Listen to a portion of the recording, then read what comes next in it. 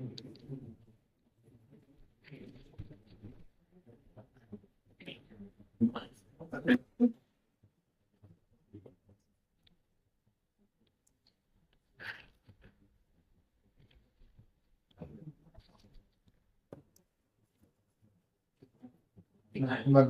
அல்லதி ونصلي ونسلم على رسوله الكريم أما بعد فأعوذ بالله من الشيطان الرجيم بسم الله الرحمن الرحيم قال الله تعالى إني منزلها عليكم فمن يكفر بعد منكم فإني أعذبه عذابا لا أعذبه أحد من العالمين صدق الله مولانا العظيم وصدق رسوله النبي الكريم ونحن على ذلك من الشاهدين والشاكرين والحمد لله رب العالمين. கண்ணியத்திற்கும் மிகுந்த மரியாதைக்கும் உரித்தான இஸ்லாமிய பெரியோர்களே, சகோதரர்களே, சிறார்களே, தாய்மார்களே, உங்கள் அனைவருக்கும் அஸ்ஸலாமு அலைக்கும் வரஹ்மத்துல்லாஹி வபரகாத்துஹு. அன்பிற்கினிய அல்லாஹ்வின் நல்லடியார்களே, அல்லாஹ்வுடைய அளவற்ற கிருபையால் இன்றைக்கு தராவீஹுடைய தொழுகையிலே சூரத்துல் மாஇதா சுமார் ஒரு ஜுஸு, அந்த முழு சூறாவையும் இன்றைக்கு ஓதப்பட்டிருக்கிறது. அந்த சூறாவிலே அல்லாஹ் ஷானுஹு வ தஆலா நிறைய சட்டங்களையும் பேசுகிறான். ஹஸரத் ஈசா அலைஹிஸ்ஸலாம் அவர்களுடைய வரலாற்று குறிப்புகள், அவர்கள் தங்களுடைய கூட்டத்தார்களோடு தர்க்கம் செய்த அந்த தர்க்கங்களையும் அல்லாஹ் இந்த சூறாவிலே பதிவு செய்கிறான். அதே போன்று எந்தெந்த பொருட்கள் எல்லாம் சாப்பிடுவது ஹராமாக்கப்பட்டிருக்கிறது, வேட்டையினுடைய சட்டங்கள், கிசாசு சம்பந்தமான குற்றவியல் சட்டங்கள், திருட்டினுடைய தண்டனைகள் என்ன போன்ற பல்வேறு சட்டங்களை அல்லாஹ் ஷானுஹு வ தஆலா இந்த சூரா மாஇதாவிலே பேசுகிறார்.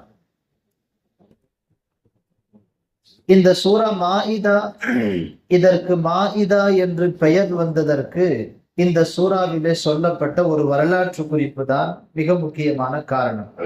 மாஇதா அப்படின்னு சொன்னாலே உணவு தட்டு அப்படின்னு அர்த்தம்.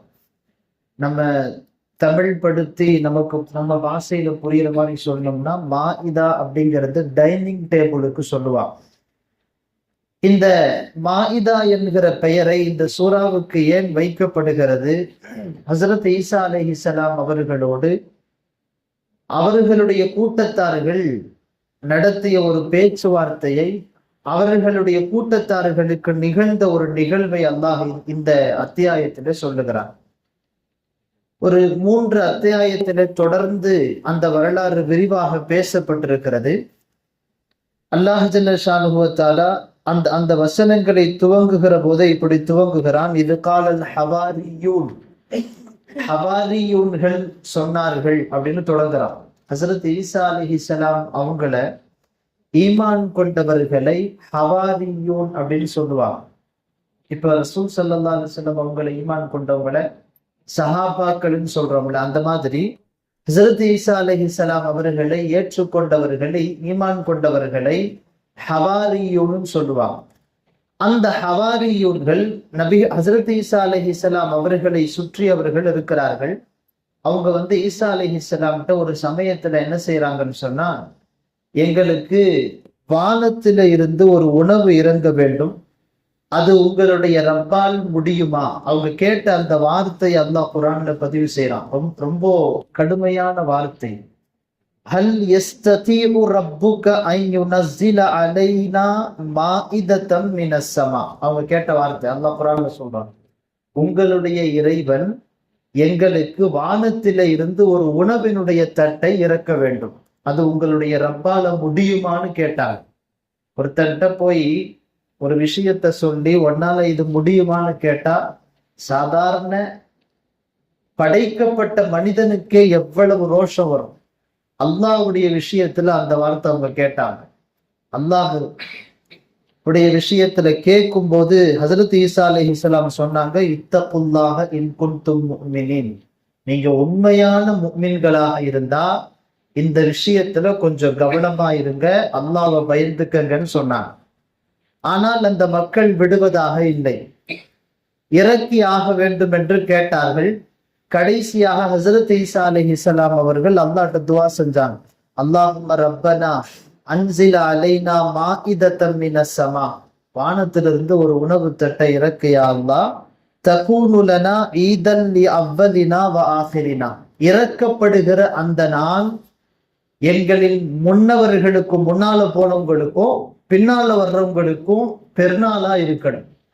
வரலாற்றிலே வருகிறது, தப்சீருடைய சில கிதாபுகளை எழுதுறாங்க, இந்த சம்பவம் நடந்தது வானத்தில இருந்து உணவு தட்டு இறங்கியது ஞாயிற்றுக்கிழமை இறங்குச்சுன்னு வருது. அதனாலதான் கிறிஸ்துவர்கள் இன்று வரை நாம எப்படி ஜும்ஆவை நம்முடைய வாரத்தின் தலை சிறந்த நாளாக ஏழைகளினுடைய ஈதுன்னு ரசூலுல்லாஹ் சொன்னாங்களோ, அதே மாதிரி அவர்களுடைய ஈதாக அவர்களின் சந்தோஷமான நாளாக அந்த ஞாயிற்றுக்கிழமையை வச்சிருக்கிறாங்க. ஹஸரத் ஈசா அலைஹிஸ்ஸலாம் கேட்டான், அல்லாஹ் ஜல்ல ஷானுஹு வ தஆலா சொன்னா, இன்னி முனஸ்ஸிலுஹா அலைக்கும், கண்டிப்பா நான் நீங்க கேட்கிற மாதிரி வானத்திலிருந்து ஒரு தட்டை இறக்குவேன். ஏன்னா என்னுடைய வல்லமையோட டச் பண்ணி பார்த்திருக்காங்க இவன், கண்டிப்பா நான் இறக்குவேன். அந்த அரபி ஹஸரத்திட்ட கேட்டா தெரியும், இன்னி அப்படிங்கிற வார்த்தை வந்திருக்குது அந்த ஆயத்துல. இன்ன அப்படிங்கிற வார்த்தையே அரபியில திட்டமாக நிச்சயமாக நம்ம தமிழ்ல சொல்றோம்ல, அப்படி சொல்ல வேண்டிய இடத்தில்தான் இந்த இன்னங்கிற வார்த்தையை பயன்படுத்துவாங்க. நீங்க தர்ஜுமால எடுத்து பார்த்தீங்கன்னா தெரியும், குரான்ல இன்னன்னு எந்த இடத்துல எல்லாம் இருக்குதோ அந்த இடத்துல அதுக்கு தர்ஜுமா திட்டமாக நிச்சயமாகன்னு எழுதியிருப்பாங்க. அல்லாஹ் சொன்னா நிச்சயமா நான் இறக்குவேன். ஆனா இறக்குன பின்னால பொதுவா ஒரு நியாமத்து அல்லாஹ்விட்ட இருந்து வருதுன்னு சொன்னா அந்த நியாமத்துல கொஞ்சம் பிசகுதல் ஏற்பட்டுருச்சுனாலும் அல்லாஹ்வுடைய கோபத்துக்கு நம்ம ஆளாயிரும். நியாமத்துகள் வருகிற போது அல்லாஹ்வை அதிகமாக பயப்படணும். கஷ்டத்துல இருக்கும் போது கூட நாம அல்லாஹ்வுடைய ஞாபகத்திலேயே இருந்துருவோம். அதை விட பெரிய கஷ்டம் நியாமத்துல இருக்கும் போது அல்லாஹ்வினுடைய அதாபை விட்டும் நம்மளை பாதுகாக்கிறது ரொம்ப கஷ்டம். அல்லாஹ் சொன்னான், அப்படி ஒரு கால் உங்களில் யாராவது நான் இறக்கிய அந்த நியாமத்தின் விஷயத்தில் மறுத்தாலோ, நான் சொன்ன அந்த நிபந்தனைகளுக்கு மாறு செய்தாலோ, அவங்களுக்கு நான் இப்படி ஒரு இன்னி உஅذிபுஹு அஸாபன் லா உஅذிபுஹு அஹதம் மினல் ஆலமீன், இந்த உலகத்துல யாரையும் அப்படி நான் அதாபு கொடுத்திருக்க மாட்டேன், அந்த மாதிரி ஒரு அதாபு கொடுப்பேன், பரவாயில்லையான்னு கேட்டான் தான். எவ்வளவு தைரியம் இருக்க வேண்டும் அந்த மக்களுக்கு. பரவாயில்லைன்னு சொன்னான். பொதுவா பனு இஸ்ரவேலர்களுக்கு இந்த மாதிரி விஷயத்துல ரொம்ப கை தேர்ந்தவங்க அவங்க.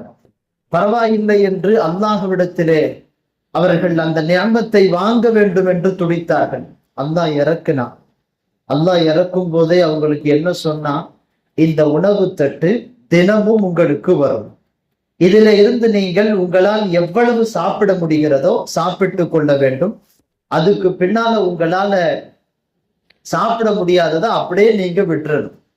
அடுத்த நாளுக்குன்னு சேமிச்சு வைக்க தொடங்குனீங்கன்னு சொன்னா உங்களுக்கு நான் சொன்ன அந்த அதாபை இறக்குவேன்னு சொல்லிட்டான்.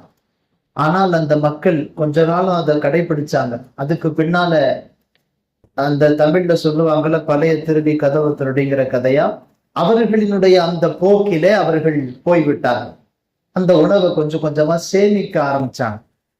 அடுத்த நாளுக்குன்னு சேமிக்க ஆரம்பிச்ச உடனே முதல் தண்டனை வரலாறுல வருது, ஹதீசுடைய கிதாபுகள்ல தப்சீர்கள்லையும் வருது. முதல் தண்டனை என்னன்னா, சேமிச்சு வச்ச அந்த உணவு அடுத்த நாள் எடுத்து பார்த்தா புழு அதுல இருந்து வர ஆரம்பிச்சிச்சு. இந்த அளவுக்கு வரலாற்று ஆசிரியர்கள் எழுதுகிறார்கள். ஏன்னா அந்த தட்டையில ரொட்டியும் கறியும் தான் இருந்துச்சு. கறி இருக்குதுல்ல, அதுக்கு முன்னாள் வரை வீணா போகல, வரலாறுல எங்கேயும் கறி வீணா போகல. இவங்க எப்ப அந்த கறியை எடுத்து வைக்க ஆரம்பிச்சாங்களோ அடுத்த நாள் எடுத்து பார்க்கிற போது அதுல புழு வந்து விட்டது. கறி நாம ஒரு நாள் 2 நாள் அப்படியே வெளியில வச்சுட்டோம்னா, இன்னைக்கெல்லாம் ஃப்ரிட்ஜ் வந்துருச்சு, புழுவெல்லாம் கறியில பார்க்கவே முடியறது இல்லை.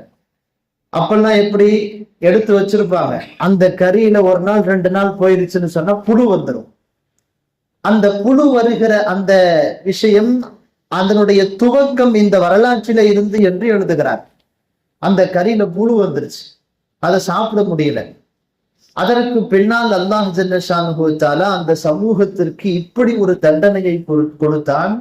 தஃப்சீர் பகவி போன்ற பல்வேறு தஃப்சீர்கள் எழுதப்படுகிறது. சுமார் 33 ஆண்கள் அதில இருந்தார்கள். 33 பேர் அந்த வேலையை செஞ்சாங்க. அவங்க எல்லாத்தையும் சில பேருடைய முகம் பன்றியா மாறிடுச்சு, முகம் பன்றி மாதிரி மாறிடுச்சு. சில பேருடைய முகம் குரங்கு மாதிரி மாறிடுச்சு.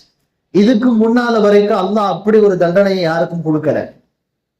தஃப்சீர்கள்ல வருது, அவர்கள் அந்த உருவ மாற்றத்திற்கு பின்னால் சாதாரண மனிதர்களாக அவர்களால் நடமாட முடியவில்லை. காடுகளுக்கு போயிட்டாங்க.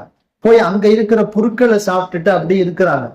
ஹஸரத் ஈசா அலைஹிஸ்ஸலாம் அவர்கள் அந்த பன்றிகளாக மாற்றப்பட்ட குரங்குகளாக மாற்றப்பட்டவங்கள்ட்ட போய் அவங்களுடைய பேரை சொல்லி கூப்பிடுறாங்க. அவர்கள் தங்களுடைய தலைகளை அசைக்கிறார்கள். அவர்களால் பேச முடியவில்லை. முழுக்க முழுக்க பன்றிகளாக மாற்றப்பட்டு குரங்குகளாக மாற்றப்பட்டு விட்டார்கள் என்பது அவர்களுடைய வரலாறு முடிகிறது. இப்போ இந்த உலகத்திலேயும் இந்த தண்டனை. ஹஜ்ரத் அப்துல்லாஹ் இப்னு உமர் ரலியல்லாஹு அன்ஹு ஒரு ஹதீஸ்ல அறிவிக்கிறாங்க. சஹீஹான கிதாபுகள் அந்த ஹதீஸ் வருது. அஷத்துன் நாஸி அஸாபன் யௌமல் கியாமா, கியாமத்துடைய நாள்ல கடுமையான தண்டனை 3 பேருக்கு இருக்கும். ரசூலுல்லாஹ் சொன்னதாக அந்த சஹாபி அறிவிக்கிறாங்க. அதுல ஒருத்தவங்க முனாஃபிகூன்.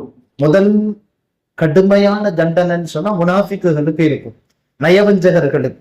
இரண்டாவது வமன் கஃபர மின் அஸ்ஹாபில் மாஇதா, அந்த உணவு தட்டு இறக்கப்பட்ட நேரத்தில் அதனுடைய நிபந்தனைகளை முறையாக நிறைவேற்றாதவர்களுக்கு தண்டனை. மூணாவது அந்த சஹாபி சொல்றாங்க ஆலு ஃபிரௌன், ஃபிரௌனுடைய குடும்பத்தார்கள், ஃபிரௌனை ஆதரித்தவர்கள், அவங்களுக்கு தண்டனை கடுமையாயிருக்கும். இந்த 3 பேருக்கு தண்டனை ரொம்ப கடுமையா, இந்த 3 குழுவினர்களுக்கு தண்டனை கடுமையா இருக்கும் அப்படின்னு வருது. அப்போ இந்த உலகத்திலையும் குரங்குகளாக பன்றிகளாக மாற்றப்பட்டார்கள் என்பது மட்டுமில்லை, நாளை மறுமையிலையும் அவர்களினுடைய தண்டனை மிக கடுமையாக இருக்கும் அப்படின்னு சொல்லி அவங்களுடைய வரலாறு முடியுது. இப்போ இந்த வரலாற்றில் நிறைய செய்திகள் இருக்குது. அதுல ஒரு முக்கியமான ஒரு பாடம் என்னன்னு சொன்னா, இந்த கூட்டத்தார்களுக்கு 2 விஷயங்கள் அவர்களுக்குள்ளே இல்லாமல் போனதால் அவர்கள் இந்த இழிநிலைக்கு தள்ளப்பட்டார். ஒண்ணு, அல்லாஹ் மேல தவக்குல் வேண்டும். அல்லாஹ்வின் மீது தவக்குல். அல்லாஹ் எல்லா நாளும் நான் கொடுப்பேன்னு சொல்லிட்டாங்க. உணவு தட்டை வானத்தில இருந்து இறக்குவேன் என்று சொல்லிவிட்டான்.